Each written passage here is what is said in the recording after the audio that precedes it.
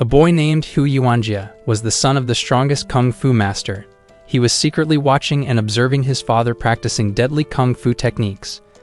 This was proven when the father performed the last technique that looked ordinary, namely banging on the concrete chair. Yuanjia came closer and observed it after his father left. But unexpectedly, the concrete chair split into two, as if it was destroyed from the inside. The next day, when the father was teaching the students as usual, suddenly Yuanjia came to deliver the tea which was supposed to be brought by the servant. Yuanjia's father scolded him, forbade him to see the kung fu training. It was because Yuanjia has suffered from acute asthma since childhood. But as the son of a kung fu master, Yuanjia has been secretly practicing kung fu alone, accompanied by his best friend, Jinsen, an academic who always does Yuanjia's tasks. Meanwhile, Yuanjia himself preferred to practice kung fu by himself. Yuanjia's father was one of the best kung fu experts in Tianjin, and he has never been defeated. It was proven by the many awards displayed on the walls of his house. The next day, one of the kung fu masters named Zhao from another school challenged Master Hu's kung fu school, and Master Hu was Yuanjia's father. After they signed the consent letter, the fight started and was witnessed by the entire city community, who were very enthusiastic. Master Seo was repeatedly hit by the attacks, and Master Hu wanted to end the fight using a deadly move like he did in a concrete chair. But suddenly, for no reason, Master Hu held his move, and because of that he was willing to suffer defeat because he was forced to leave the fighting arena. But unfortunately, Yuanjia couldn't accept this defeat, and he was found crying. At that moment, Master Zhou's son suddenly came, belittling the martial arts from the Hu clan. Not accepting his words, Yuanjia was provoked and immediately challenged him to a fight. But unfortunately, Yuanjia, who was still weak, was easily defeated in public. Jinsen, Yuanjia's best friend, tried to calm him down, but when he stood up, Yuanjia promised that from that day on, he would never lose again. When he got home, Yuanjia, who was caught fighting by his father, was about to be punished. But fortunately, Yuanjia's mother came and helped him. Some time later, Yuanjia secretly went to steal the school's main kung fu book and then asked Jinsen to copy it immediately. So long story short, the copy was complete. So without wasting any time, Yuanjia immediately started practicing alone at the place where he usually hung out with Jinsen. A few days later, bravely, Yuanjia challenged Master Zhou's son again to a duel, and surprisingly, Yuanjia's kung fu talent was extraordinary. Even without a teacher, he was able to master the basic techniques well, just from books. Long story short now, Yuanjia has grown up and is the current head of the school. Yuanjia lived with his mother and his daughter, while his father and his wife had already passed away. Because of that, Yuanjia really pampered his lovely daughter. His mother was worried about his asthma. But Yuanjia was honest that after he was doing exercises, his asthma gradually subsided and disappeared.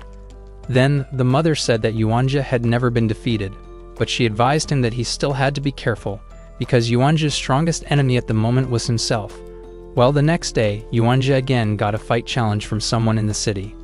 But before leaving, Yuanjia's daughter said she would give him a gift, a bag she made herself, with the condition that her father had to win the match. Not long after, Yuanjia left, accompanied by applause from the public because he was already popular. And it turned out that the person who was challenging him to fight was his childhood enemy, who confidently said he would win because he had traveled to defeat his enemies from 30 provinces.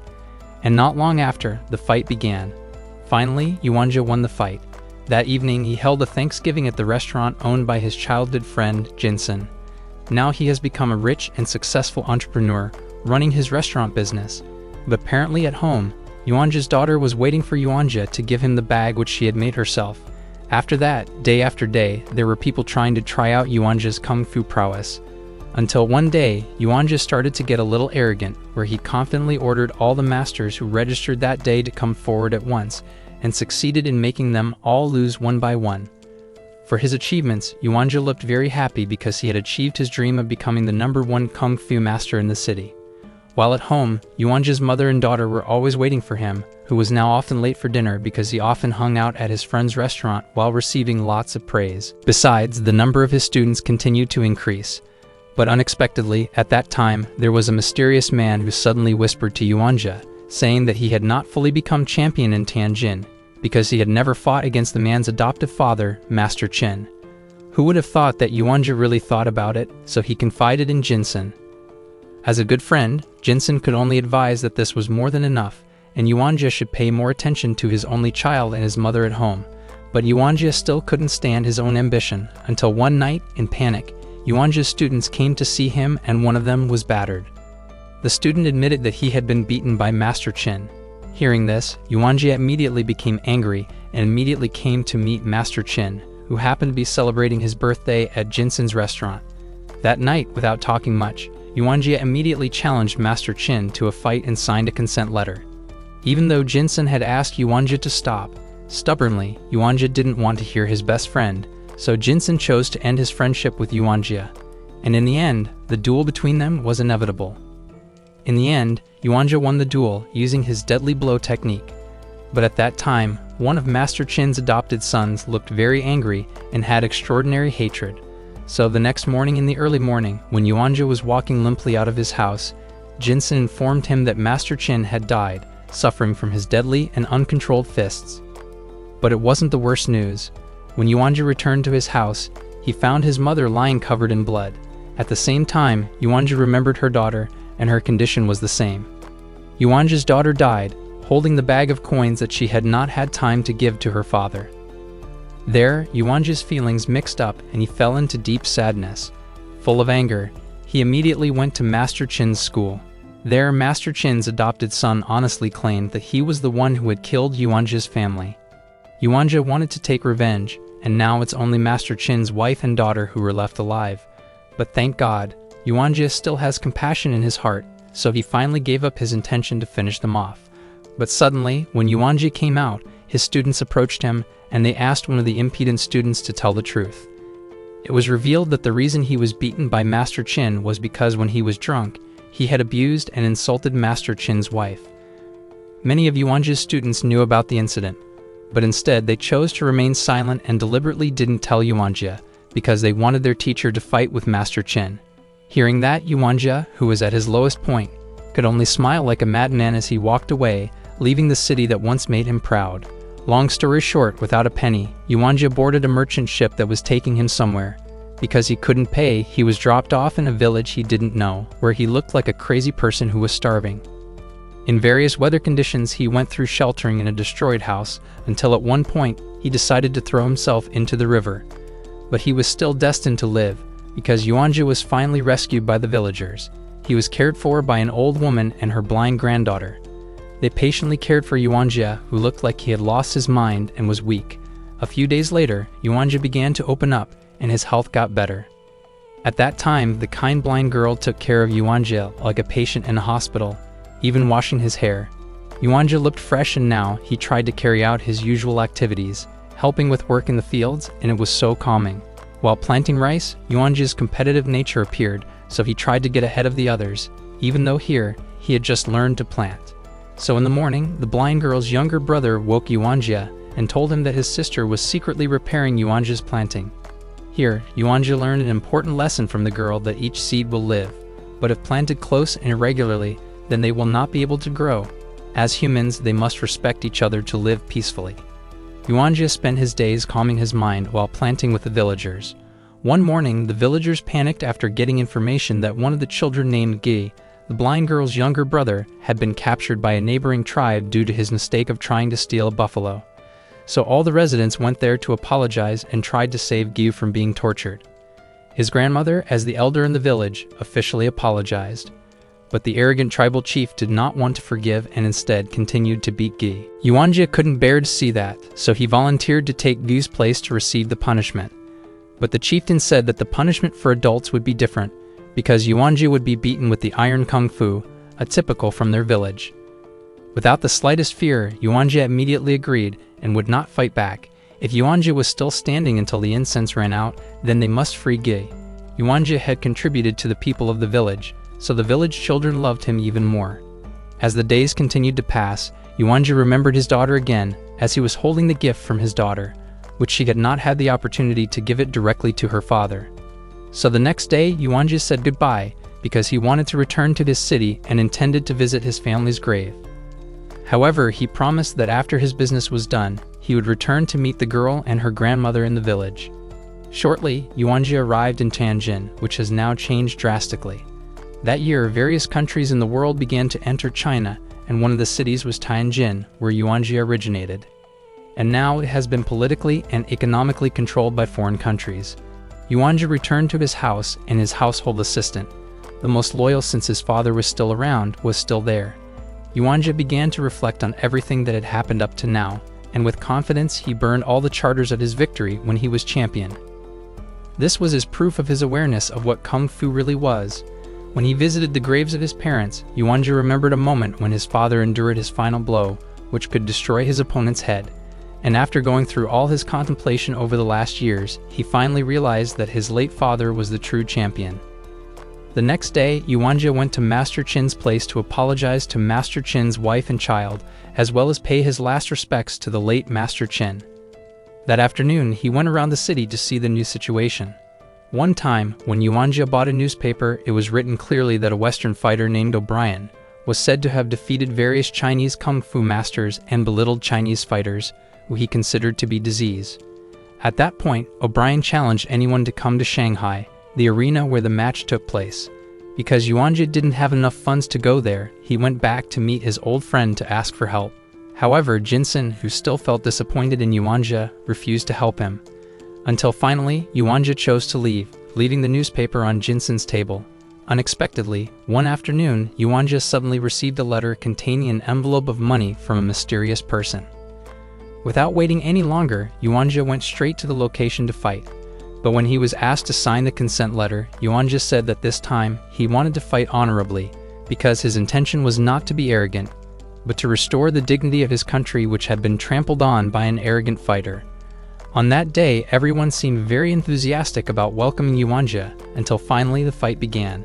Yuanjia's victory became worldwide news that restored the pride of the Chinese fighter. Jinsen, who knew of Yuanjia's victory and good intentions, finally chose to come to him. Here, it was revealed that the mysterious person who had sent the money to Yuanjia the other day was Jinsen. Not only that, here, Jinsen said that he was ready to help Yuanjia's good intentions in establishing a sports federation.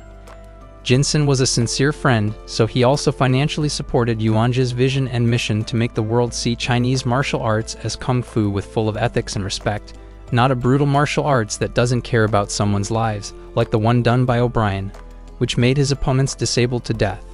Yuanjia wanted to make Kung Fu a global sport that can form discipline both physically and spiritually.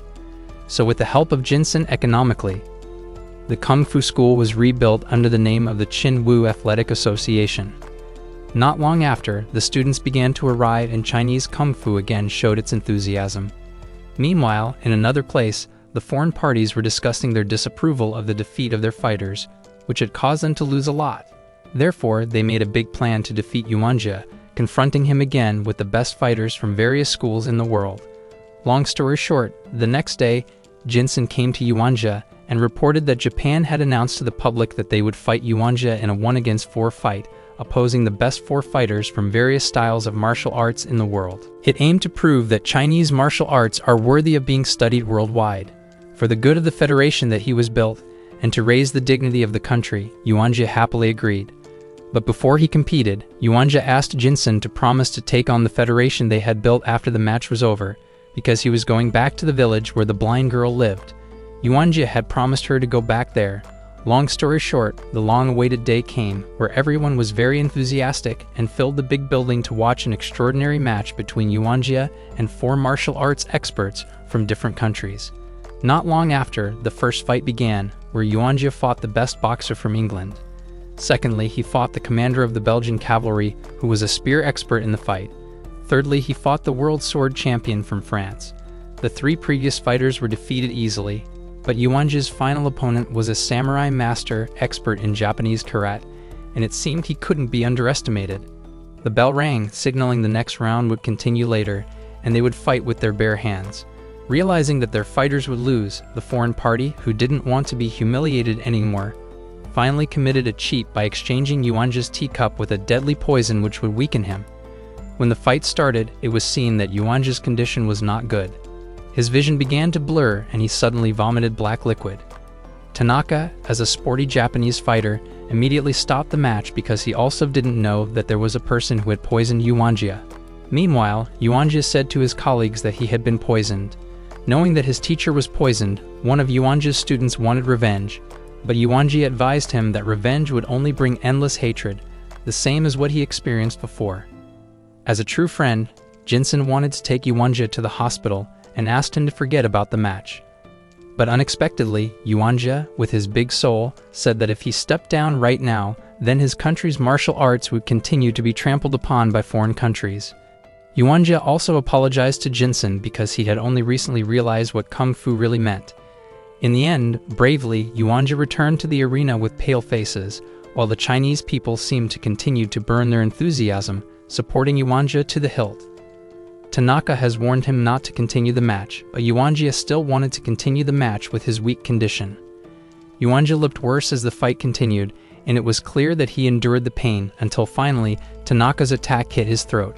But at that moment, Yuanjia used his deadly fist, like he had previously done to Master Chin. But now Yuanjia had understood what Kung Fu means, so he suddenly held his deadly attack, and he was immediately knocked out. The foreign party, represented by a Japanese who was also taking part in the betting, seemed very eager to force the jury to announce the winner. But unexpectedly, Tanaka immediately stopped him and then said who was the real winner to the whole world. Tanaka's actions made the Japanese official panic and angry.